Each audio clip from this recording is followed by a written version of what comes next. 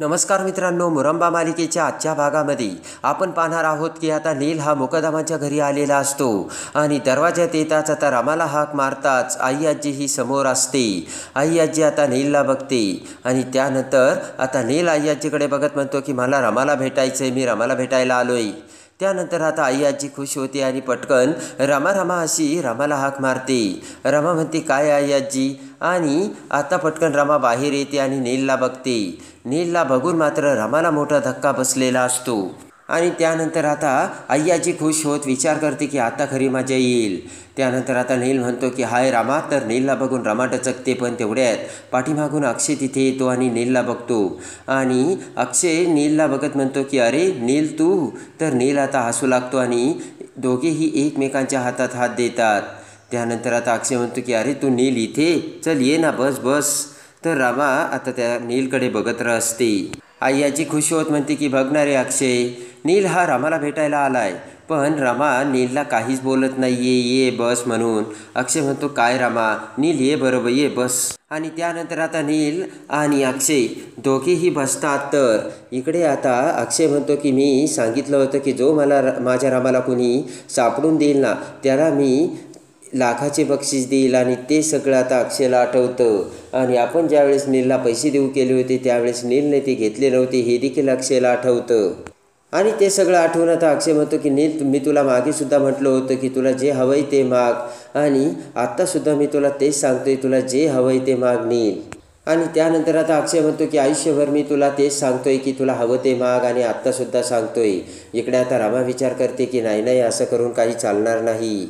नील म्हणतो की कायम तो अक्षय तेच बोलत राहिला, पण आज मला काहीही नको आणि मी इथे फक्त यासाठी आलो आहे की मला तुम्हाला फक्त एक गोष्ट सांगायची, आणि ती गोष्ट मी तुम्हाला सांगायला आल्याचे नील आता रमाकडे बघत अक्षयला सांगतो.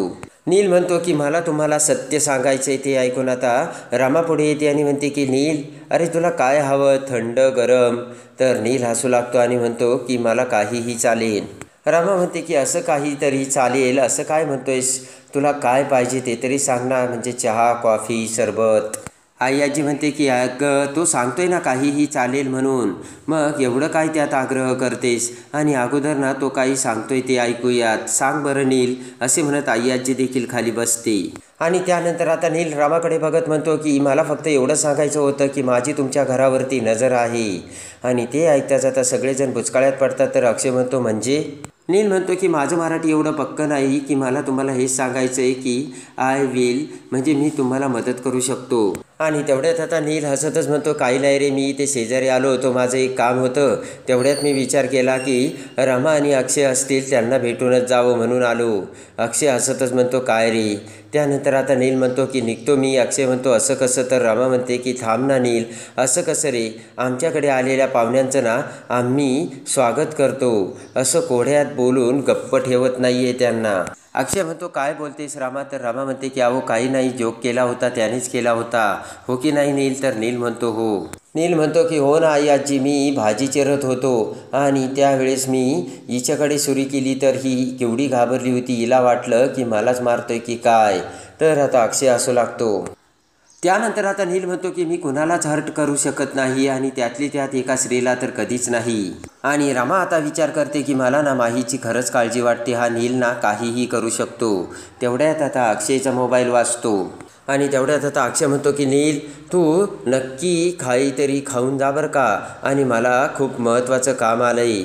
आणि आजीलासुद्धा आता अक्षय घेऊन जातो. तर इकडे आता रमा ही जाऊ लागते. तेवढ्यात नील आता रमाला थांबवतो आणि म्हणतो की रमा, बघितलं का, मी तुझ्या घरात घुसून काहीही करू शकतो आणि तुझा संसार देखील उद्ध्वस्त करू शकतो. रमा आता नीलकडे बघते आणि त्यानंतर आता नील म्हणतो की बघितलं का कशी घाबरली होतीस तू. रमा म्हणते नाही घाबरले मी, पण मला फक्त माहीची काळजी वाटते म्हणून. आणि त्यानंतर आता रमा म्हणते की नाहीतर ना. तर नील म्हणतो नाहीतर काय केलं असतं.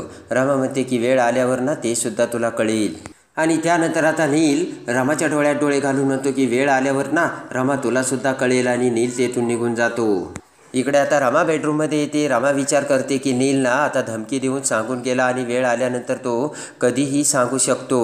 रमा विचार करते की एकतर मी झोपेत साई मला अक्षयकडे जायचे, मला अक्षयकडे सोडा असे म्हणाले आणि त्यामुळे यांना देखील मी साईंना ओळखते असा संशय आलाय, असा आता रमा विचार करत असते. रमा विचार करते की खरं तर यामध्ये माझा काहीच दोष नाही आहे, त्यामुळे मी खरं जे काही आहे ना ते सांगून टाकावं असे म्हणत रमा खाली बसते. रमा विचार करते की इकडे माहीसुद्धा आता माझ्यावरती रागवली आहे आणि ती चिडली, त्यामुळे सगळ्या बाजूने आता मीच अडकली. तेवढ्यात अक्षय तिथे येतो आणि रामाला बघतो. अक्षय म्हणतो की हा नील गेला का रामा? तू त्याला घालवलंयस का तो स्वतःहून गेलाय? रमा म्हणते की अहो असं काहीच नाही आहे. आणि त्यानंतर आता अक्षय म्हणतो की या माहीचा ना मला आता जाम राग आलाय. रमा म्हणते की अहो त्या माहीची काहीतरी अडचण असेल तेव्हा तिला नसेल भेटता आलं तुम्हाला, काही जर तरी इमर्जन्सी निघाली असेल तेव्हा तुम्ही एवढी चिडचिड करू नका. ते ऐकून अक्षय आता रमाकडे बघतो आणि म्हणतो की अगं मार्केटिंगमध्ये मला ना खूप हुशार माणसे मिळतील, त्या माहीचं काय घेऊन बसलीस? तिला काय सोनं लागलंय का?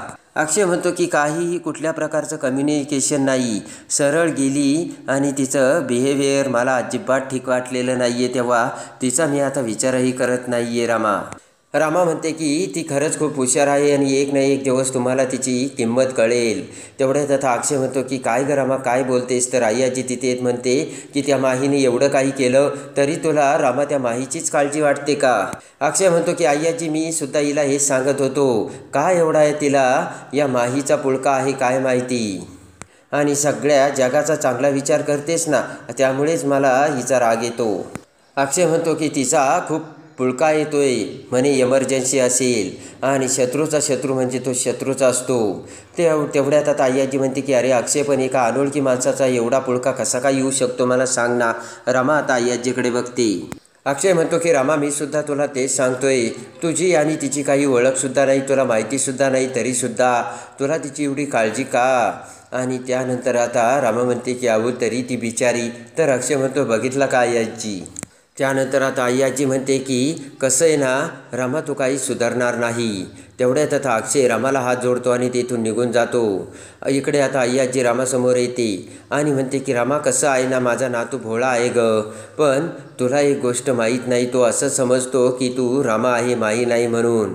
पण एक गोष्ट लक्षात ठेव, अक्षयला खोटं बोलल्याची खूप चीड येते, एवढं तू लक्षात ठेव.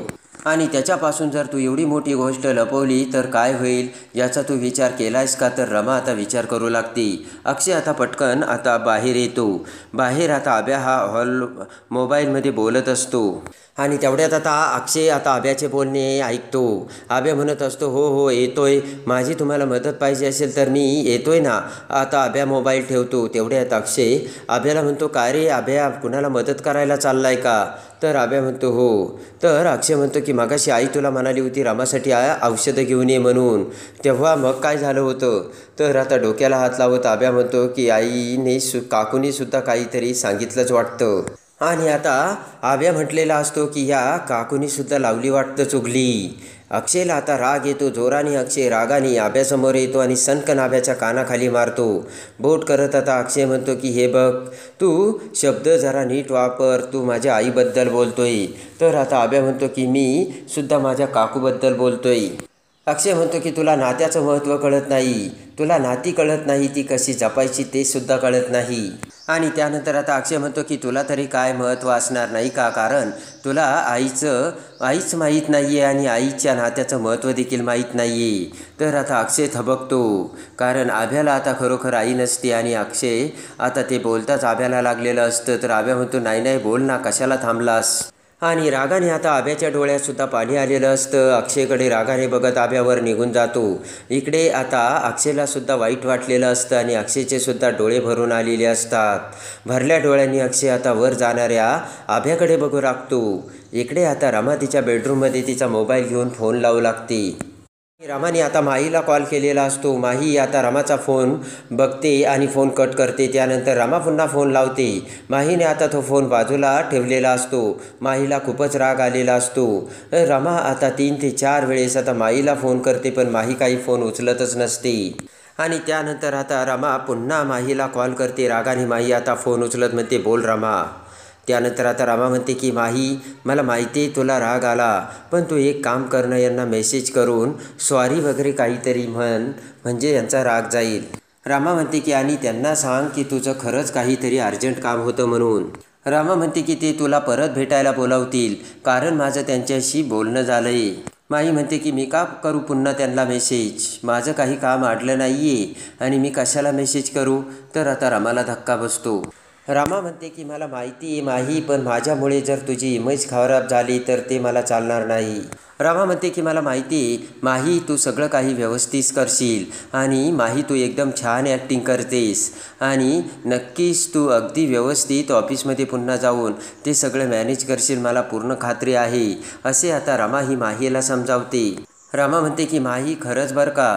तर आता विचार करून माही म्हणते की ओके मी ट्राय करीन आणि रामा फोन ठेवते.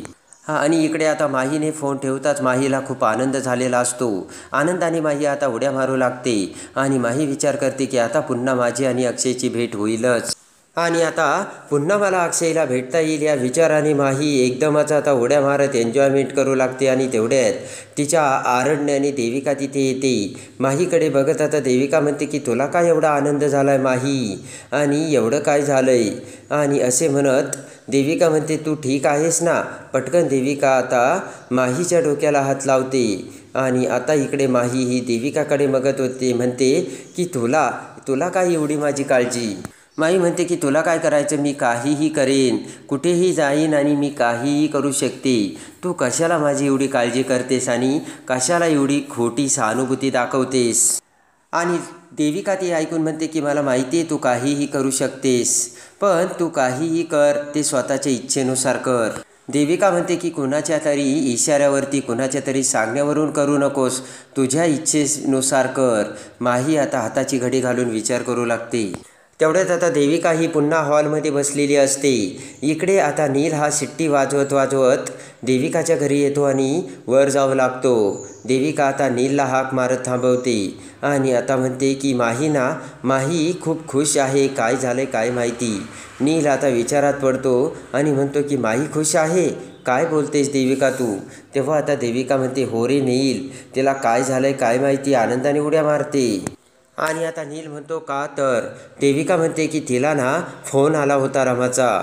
त्यानंतर आता नील टचकतो आणि नील म्हणतो की रमाचा तिला फोन आला होता का, तिने रमाला फोन केला होता. नील म्हणतो हे कसं शक्य आहे.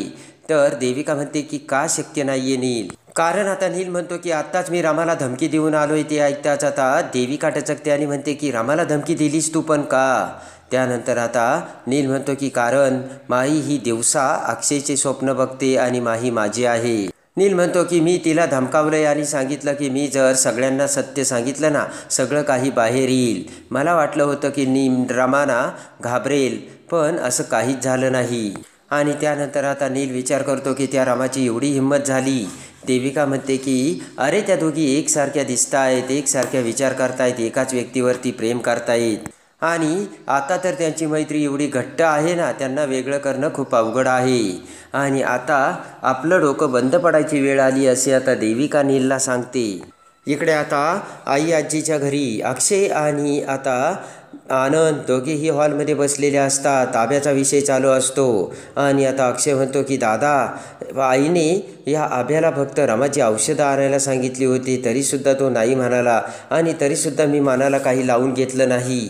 आणि अक्षय म्हणतो की तरीसुद्धा मी काहीच विचार केला नाही, मला वाटलं हा काहीतरी कुठल्या तरी कामात बिझी असेल, टेन्शनमध्ये असेल.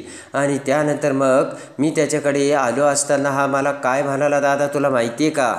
अक्षय म्हणतो की तो मला म्हणाला की केली वाटतंय काकूनी तुझ्याकडे येऊन चुगली. आणि अक्षय म्हणतो की आपली आई आपल्याकडे येऊन काय चुगल्या करते का, हा आपल्या कामाचा एवढा विचार करतो का.